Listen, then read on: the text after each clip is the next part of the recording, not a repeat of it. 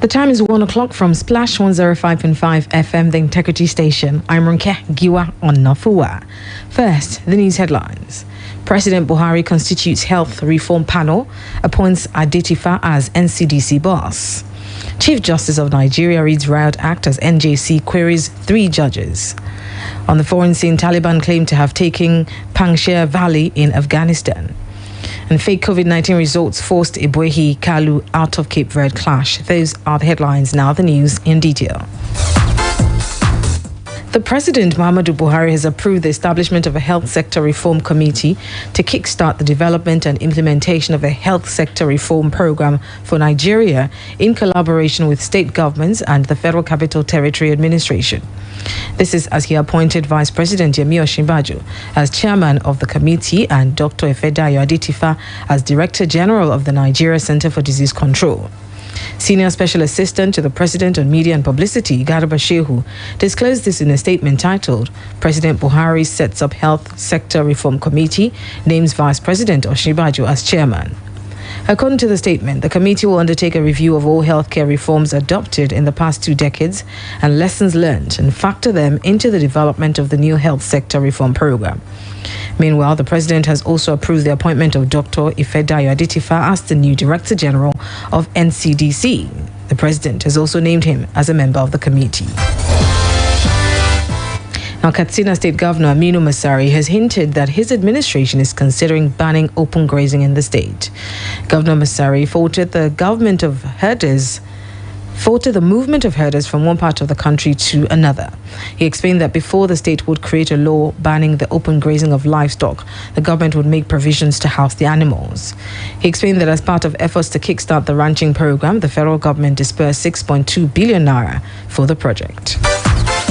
We intend to have a law banning unnecessary roaming. But before we do that, we will make provisions where the animal will stay. I think the situation in southern part of the country is slightly different from the situation here in northern part of the country. Most of these cattle rearers, herders, majority of them are coming from this northern part of the country. So for us to have a control, you should make a law that will be followed, not a law that will not be followed. So for us to come up with a law, first of all, we'll put the structures on ground, then we can have the law that will back up the structures so that nobody moves or roams about.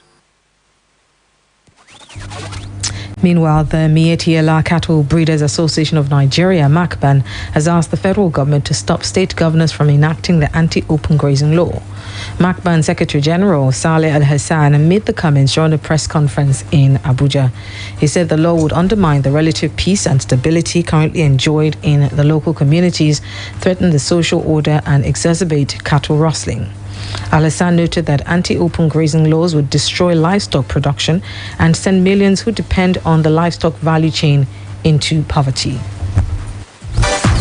Anti-grazing laws and policies are attempts to ban open grazing are nothing but populist and corrupt-driven agenda designed by visionless, inept, and desperate politicians to destroy pastoralist means of livelihood. These dangerous and satanic laws must be nipped in the bud by the National Assembly to safeguard the Constitution of the Federal Republic of Nigeria, as it portends greater danger to the corporate existence of the country. These oppressive laws and hostile policies being enacted by state governors are fundamentally going against the Fulani pastoralist culture, economic interest, and constitutional right. It is important to note that interstate movement of pastoralists is similar to interstate commerce, which is an exclusive preserve of the legislative powers of the National Assembly under Item 62 of the exclusive legislative list.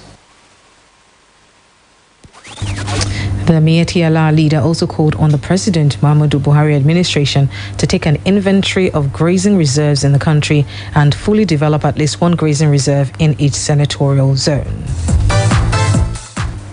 The Kaduna State Governor Nasir El-Rufai has urged the Joint Admissions and Matriculation Board to stop giving preferential scores to students in northern Nigeria who sit the Unified Tertiary Matriculation Examination. The governor, who stated this during an interview, said students in the north should not be given lower cut-off marks, but the same cut-off marks as their counterparts from other parts of the country for them to be competitive nationally and internationally. He said the North has always been behind in education and has always been the disadvantaged region right from independence, even though the region gets preferences. I think people should be encouraged to work harder and compete. And we are preparing our children in Kaduna State to be competitive, not only in Nigeria, but globally. We are giving them the best possible education. We are investing heavily in them. We are investing heavily in teacher development. And the schools are closed now because on the advice of the security agency, they need a couple of months to undertake massive security operations. They are doing that. We are confident that from the next 2 weeks, we will start gradually opening of schools. The Independent National Electoral Commission, INEC, has lamented the spate of conflicting judgments emanating from courts of coordinate jurisdiction and unending political parties' leadership crisis, saying they make the exercise of its responsibilities difficult. The electoral umpire said it was even more frustrating and disconcerting that the more it tried to improve the credibility and transparency of electoral process, the more extraneous obstacles were put on its path through litigations.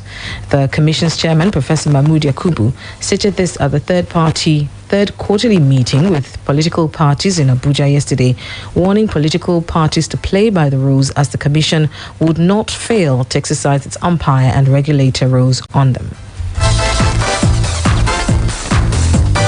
On account of protracted and conflicting litigations where courts rather than votes determine winners of election. This situation is compounded by cases on leadership of political parties, therefore making the exercise of our regulatory responsibilities difficult. It appears that in a number of electoral cases in Nigeria today, the settled law is now unsettled, and the time-honored principle of stare decisis does not seem to matter any longer. What is most disconcerting for us is that the more INEC strives to improve the credibility and transparency of our electoral process, the more extraneous obstacles are put in our way through litigations. I want to remind you that INEC is both an umpire and a regulator. The Commission is an umpire in dealing even-handedly with political parties collectively.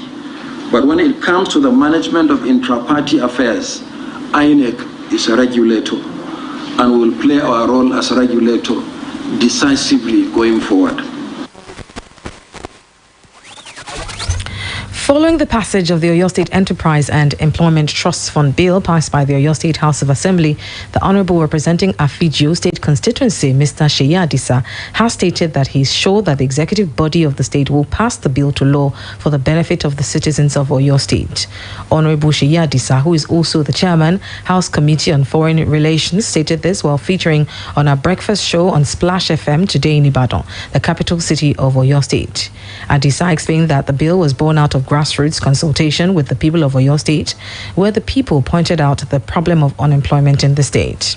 He said the bill is backed by law and will be implemented by the Oyo State government, as it will focus on young graduates who lack certain skills that employers need, adding that the bill will also support small and medium-sized enterprises. You know, it's not just for the SMEs, but also for young people that are unemployed. It's two-pronged. So for the SMEs, we're hoping that government can fund their enterprises. You know, whatever it is, it will be at different levels. So funding and then also support. This support includes trainings, includes, things on financial account and so on and so forth. For the unemployed is to ensure that they are trained to the skills that these employers are looking for. So it's supposed to be a match whereby the unemployed are being, if you like, match-made with SMEs. So for me, it's something that I believe will, and we've tried to limit it to Oyo State residents. So it's not just anybody that is coming in. So we believe that this will help us get a synergy. Those looking for jobs are trained for the jobs that those ones that are working are able to provide. While speaking on the performance of the present legislative body in Oyo State, Adisa stated that the 9th Assembly has distinguished itself for legislative agenda as the Assembly is citizens-oriented. He also advised youths in the state to get involved in politics as power is not given with an entitlement mindset. Oni of Ife, Oba Ogunwusi Adeyeye Ojaja II has called on leaders in the country to address the concerns of youths agitating for a break of the country. He believes the young Nigerians are uncertain of what the future holds for them considering the present realities in the nation. The traditional ruler stressed the need to fix Nigeria. This has, however, been publicly condemned by a majority of traditional and political leaders in both regions who distance themselves from the action of the youths. Although Oba Adeyeye is one of the prominent Nigerians who insist a united Nigeria is a way forward, he warns leaders against turning a deaf ear to the yearnings of the agitators. Whoever that is agitated, let our leaders talk to them. Why are you doing this? Let us cultivate a listening here. It's important. And for me, it's very, very sensitive. It's not an ideal thing. If a country is big, the better for everybody. It's called economies of scale, comparative advantages. We can trade that amongst ourselves. We will be better off. What's the beauty of Nigeria now? The most populous black nation. Every 5 black person in the world, one must be a Nigerian. It's a standard. If they put 5 blacks in somewhere, one has to be a Nigerian. The Lagos State House of Assembly yesterday in an accelerated reading committed the bill on the state's value-added tax VAT to the Committee on Finance and asked it to report back on Thursday after the bill scaled first and second reading. The House also treated for speedy reading the bill on open grazing before committing it to the Committee on Agriculture. Speaker of the House, Mudashiru Obasa, described the prohibition of open cattle grazing bill as time and one that would ensure harmonious relationship between herders and farmers and protect the environment of the state and the southwest region. Concerning the bill on VAT, Speaker Obasa said it will lead to an increase in revenue and infrastructural development in the state. The Chief Justice of Nigeria and Chairman of the National Judicial Council, Justice Tanko Muhammad, on Monday held a marathon meeting with the 6 chief judges invited over the conflicting ex parte orders emanating from different judges across the country. A statement from the spokesperson of the NJC, Soji Oye, revealed that the meeting, which commenced at 11 a.m., lasted till 5:30 p.m., with the Chief Judge of the High Court of the FCT also in attendance. He said that CJN first had a one-on-one interaction with the CJ of the FCT Abuja and then the CJs of Rivers, Kebbi, Cross River, Jigawa, Anambra and Imo. The Chief Judge of Delta was not present at the meeting. 3 of the judges who granted conflicting ex parte orders have been invited to appear before the NJC to show cause why disciplinary action should not be taken against them for granting such orders.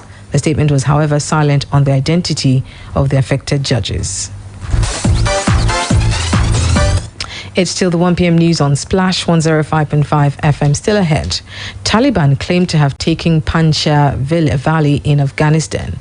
And fake COVID-19 results forced Ibwehi Kalu out of Cape Verde clash. We'll take a break now. When we come back, we'll bring you more stories. So please stay with us. Balẹ̀ mi olówó orí tèmi nìkan bó wà lára ọmọbìnrin wa kí ni wọ́n sọ nílé ìwòsàn. Mi ò rí túmọ̀ ká máa sáré gbọ́mọ lọ ilé ìwòsàn torí ara gbígbóná lásán. Kódà ó ti ń ṣeré ńgbà mo faṣọ tútù bá gbogbo ara rẹ̀. A gbọ́dọ̀ lọ sí àyẹ̀wò fínífíní kí a lè mọ ohun tó